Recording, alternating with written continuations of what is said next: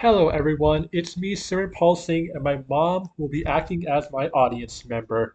Have you ever woken up to your alarm and felt completely exhausted? Maybe you're like me, and the first thing you do is look for a cup of coffee just to feel awake. Then you spend the rest of your day struggling to just focus in class or not go back to bed. Now, instead, imagine actually getting a full night's worth of rest. Instead of feeling exhausted because you spent way too much time scrolling on your phone, you wake up refreshed and you have enough energy to get through your day without needing some coffee or something like a Red Bull. You can pay attention in class, remember those assignments, and not just trudge through your day. Which day would you like to go through? Today, I would like to persuade you on how to improve your health, your mood, and your overall quality of life by getting at least 7 hours of sleep each night. I know it can be difficult because I myself have trouble not staying up on my phone, but by the end, I hope you'll see why getting enough sleep is one of the best ways to, one of the best decisions you can make for yourself. You might be thinking, you might be thinking about that. Does getting 1 or 2 extra hours of sleep really make that much of a difference? Honestly, I was the same way as well.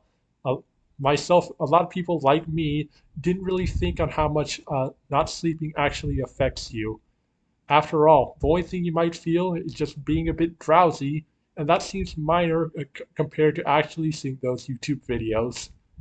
But according to the Cleveland Clinic, sleep deprivation has a lot of problems, such as irritability, trouble thinking, focusing, and remembering. The problem is that for many people, not having enough sleep may just be a minor issue. Not just getting some coffee and the worst, it being drowsy is not too much of an issue, but it can have many problems, such as the National Institution of Health says sleep helps your brain work properly, and when you're asleep, your brain is getting ready for the next day. While we're asleep, our brains organize everything we have learned throughout the day, and we don't get enough, then learning becomes difficult as your brain simply is not ready for the next day. Think about the next time think about the last time you stayed studying for a test. You may have thought those extra a few hours would help you get a better grade, but then that day comes in and nothing last night seems to be remembered. That's because your brain never had the time to process said information. It might be difficult, but not getting enough sleep could easily make your test results worse instead of actually using those few hours to rest in.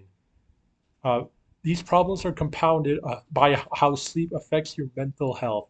According to Stanford Medicine, symptoms of depression and anxiety, and that bigger improvements in sleep correlate to bigger improvements in mental health. Small issues can become major aggravating issues when you're sleep deprived. For me, minor issues such as red lights or when I'm going over to work become incredibly annoying. It can also cause you to lose patience with your friends and family, become snippy, and overblowing minor mistakes. The third way sleep deprivation affects people is through our physical health. As the Sleep Foundation says, heart attacks and high blood pressure type 2 diabetes, while many people focus on eating healthy and they might even exercise sometimes, like me, the important staying sleeping is an important part of staying healthy, as as it helps our body recover, uh, makes repairs our muscles, and without enough rest, our bodies cannot recover the way that they used to. The good news is that all of this has a very simple solution. The first step is creating a consistent sleep schedule. Going to sleep around the same time every night helps your body internal clock, making it easier to fall asleep and wake up naturally.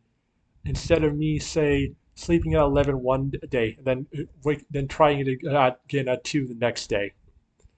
The second step is to put away your phone before bed. Like me, you can just scroll through a night away, and doing so is a very bad idea. The light from your phones makes your brain stay awake, and that causes you to not be able to go back to bed. While it may be annoying, putting away your phone about 30 minutes before bedtime can have a major difference to your sleep schedule. The, the third step is creating a comfortable sleeping environment. Keeping your room dark and quiet and cold can really help you improve the quality of your sleep and make it easier to stay asleep throughout the night. And most importantly, you need to rethink the way you do sleep. It's not a wasted time, it's a major part of your health, your education, and your future. When you get enough rest, you become more productive because you are able to think more clearly and make fewer mistakes and have more energy throughout the day.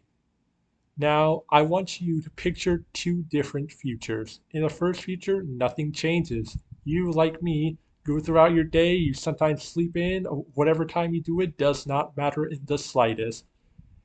But you don't realize that it does make your life worse. It becomes harder to focus in class. Your grades begin to suffer, and you cannot remember what you have actually studied.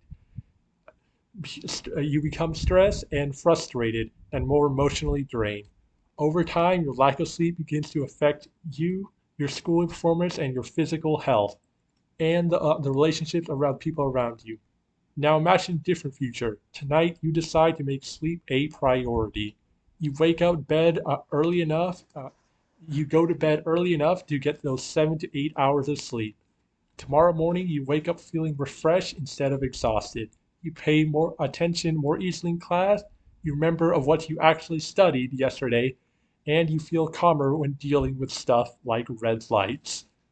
You have more energy to spend in exercise and just enjoy the day in general. The difference is between those futures is those couple of hours of sleep that you may have put off. So today, I want to challenge you to make that said decision. Set an alarm not only for when you need to wake up, but also for when you start being in bed. It might not seem like a big change, but it can have easily one of the biggest impacts of your life. And for my sources cited, it would be Cleveland Clinic. The article is Sleep Deprivation. National Institutes for Health. The article is How Sleep Affects Your Health.